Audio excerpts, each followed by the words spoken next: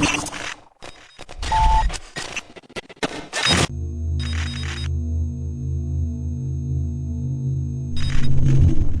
what I was thinking about it was that people were reportedly chanting rock star, and sellout. It was just like No, whatever, that's like crock the shit. Ford Is that crap? Jerks, whatever. That's crap. Because I was thinking about this in terms of you guys, like because you've taken the same kind of heat from some people. Mm-hmm.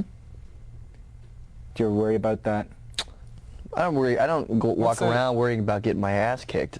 You know, if some complete genius comes up to me and hassles me over you know what I've got, you know what I do with my life and the fact that I make music, you know, and he doesn't want to have an intelligent conversation about it, well, you know, then you just avoid that individual, you know. But the complaint is not about you're making music, but about you're making money. Mm-hmm. Coming out of a punk thing.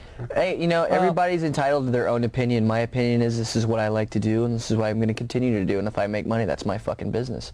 That's right. That's all I've got to say. I'm not going to justify myself. We're not going to justify ourselves. Right. It's not worth justifying.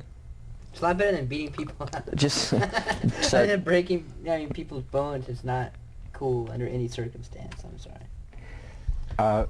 One of the things I did before I came was watched all the tape we have of you guys in the library to get reacquainted, and that the Woodstock footage is, I don't know if it was fun for you guys, but it's an extraordinary piece of tape. Like it must have been really wild to be in the middle of that. Yeah. What are your feelings about it a few months down the line?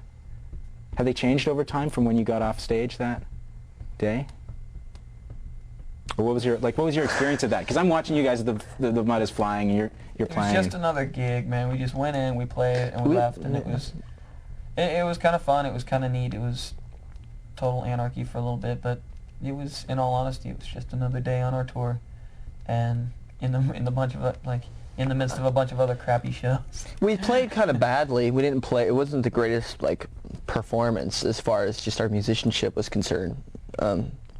But you know, it was the same gig we've always played, but just with a lot of mud, and we went in. We were skeptical about it. We had a good time. We had a bad time. It was just sort of this weird, you know. We didn't really know. I'm just opinionless about the thing. I mean, it'll stand out in my memory for the rest of my life. That's for sure. I just remember how small Billie and Mike looked from the drum kit, and just how it's like ridiculous it seemed. Just like, wow, this is a really, really big stage, isn't it? It's like ridiculous. Yeah, it was like the biggest barbecue that the world ever had. You guys have a single that's being played on the radio in, at least I know, in Toronto right now, called J.A.R. Do you want to tell me a little bit about it? About the song? It's a song about a friend of ours named Jason Relva, and that's about it. Well, yeah, I mean, he died in a car accident about 3 years ago. It's like, I don't know, it's kind of a song I wrote about coming to terms with his death, you know, and how it relates to my own mortality. That's it. The lyrics at the end talk about the sort of struggle between being responsible and needing to get it together to have a life, not being able to just piss away your time, but at the same time, while you're young and free, just wanting to. Yeah. Is that how you feel about where you're at right now? It's just how I feel about life, you know.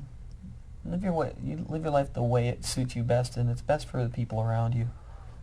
You know, it's even better for the people around you, because then you're more at ease, and that's your way of giving to the world, is by being what you are instead of being something else, and just fucking things up. Yeah, I mean, it's, you know, I mean, it's like taking advantage of much of the time that you have in this life and stuff. So you know, if that's taking lots of drugs, watching television, having a conversation, or drinking lots of coffee, yeah. You know. Or snorting instant coffee. Has the same effect. Sort of talking as if all activities have a total equal value in life.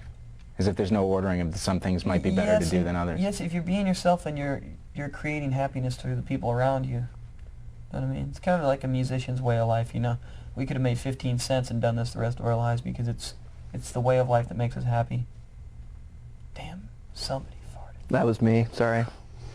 coke. Too bad you around. can't get farts on video, because this one's really good. It would be like, you'd And see the like award all winning. green.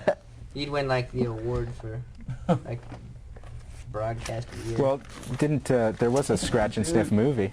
You can't do that while we're interviewing, man. I just had a burrito. Sorry. That's a fresh air finally. This is more like what I expected. Whoa. I'm very grateful that you had the You social passed grace. gas The on? social. Well, I'm downwind or upwind or something. I'm not getting affected at all. How about you, Matt? I don't think there's. I'm not feeling very well. You're all up there. What the? Feeling lightheaded.